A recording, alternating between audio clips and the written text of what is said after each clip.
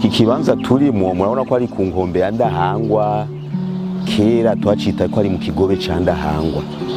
Urabona ko cegereye quartier ya Jabe, tukabandanya tukaduga no mu Nyakabiga, bisigura yuko aha narahaciye kenshi mva ku ishuri. Niga muri quartier 3 mu Ngagara Saint Joseph mu mwaka wa 1972 ushira 1973. Wiga mu wakanga? Niga mu wa gatandatu. Aha rero warahaca?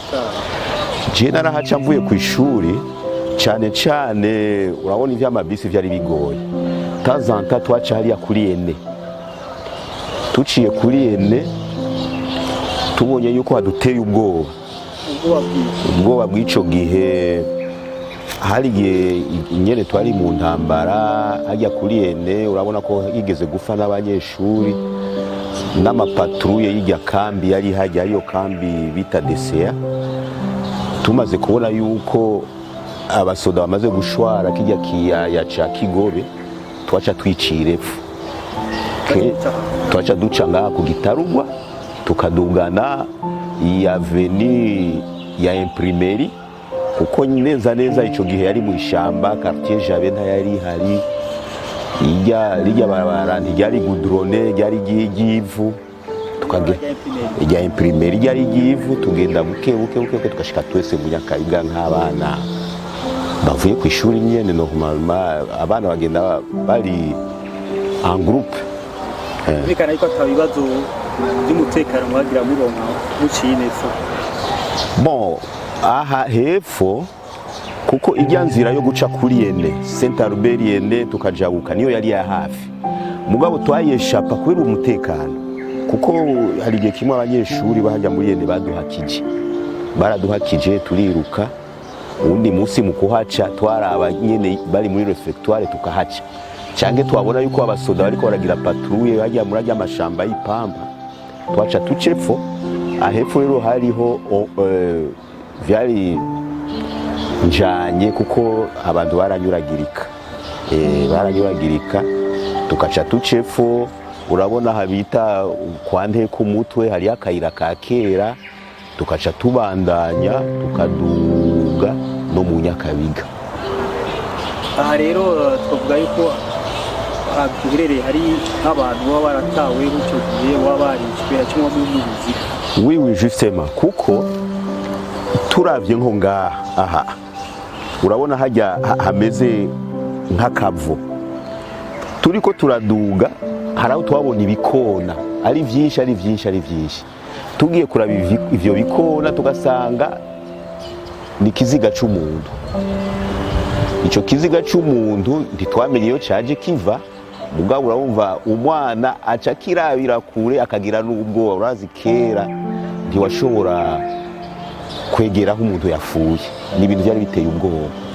Mugabo uko twasanga ejo ikiziga, tusubiye kandi kurengana ejo ukabona ikindi bataye ngaho nyene mu manga. Mugabo yari muri ya periode nyene yazijya evenema zujya mwaka wa 1972 gutyo. Mwamenya abo bantu? No, turabana tuva mu ishuri, ntaco vyatumara kugira ngo tumenye abo bantu, kandi tuzi yuko ari muri periode mbi. Ico gihe cari igihe nyene cuko ivyo bintu birimwo, kuko abantu barapfa cyane, ku buryo nyene ubwo kunyuruzwa canke kuri iyo periode. Urabona yari periode nyene hari twari muri izo ngorane z'uwo mwaka muri bwa bwicanyi. Urumva rero mwabamenya mwarishikira mukabona yuko ego twarishikira, kuko twari etone, byaradutera amakenga tuti hirya bikona ko biriko birayerera bigira circulation hajya, reka twegere turabe. Hanyuma rero nk'ababibonye kare bati hajya hariho umuntu, tukaca twegera. Ejo mubona umwe, ejo uwundi, gutyo. C'est-à-dire hari aho batanamushikana cyane, barasunura. Mugabo mugiye mukegera mwarabona nyene ko atari bake. nawe wabibonye nk'ibisi bingahe? Bon, muri ico gihe tuva ku ishuri urumva tubibonye na kare twaragira n'ubwoba, hari aho twaca duhindura kandi inzira tugaca duca muri ya nzira twatinya. Ijya nzira twatinya tubonye yuko iduteye amakenga tugasubira tugaca muri ya nzira, mugabo ahari ni kenshi ibyo bintu byarabaye. None watubwira nk'ibiziga by'abantu wabonye nko ku munsi wabonye? Bon, nk'urukirikirane twe twarigeze kubona kimwe, ejo tukabona bibiri, en plus hari aho twashaka kubona na bitanu. Rero kwegera cyane kugira ngo dushike muri irya manga byaranadutera ubwoba, kuko ababibona neza neza atari twebwe tugenda tugaca twiruka, baravuga yuko atari bike. Tugere hari hameze gute? Oya, hari hateye ubwoba kandi ntiyari inzira nyabagendwa desha. Iyi nzira ntiyari nyabagendwa kuko hashitse nko mu masaha 11 ntiyari nyabagendwa na gato. Nimwigera muyingira cyane mubaze nk'abantu ba hafi ngaho? Nta mihana yari ihari, ryari shamba gusa, kandi hariho n'ibihomoka vya izine ya kafe. Hariho ibihomoka vya izine ya kafe yahigeze kera, kuko aya mazu ya Jabe ni mashasha. Aya mazu ya Jabe yaje kuri periode hatwara abagaza. Izi nazo za Avenue de la Mort uko babivuga zija hamwe 93.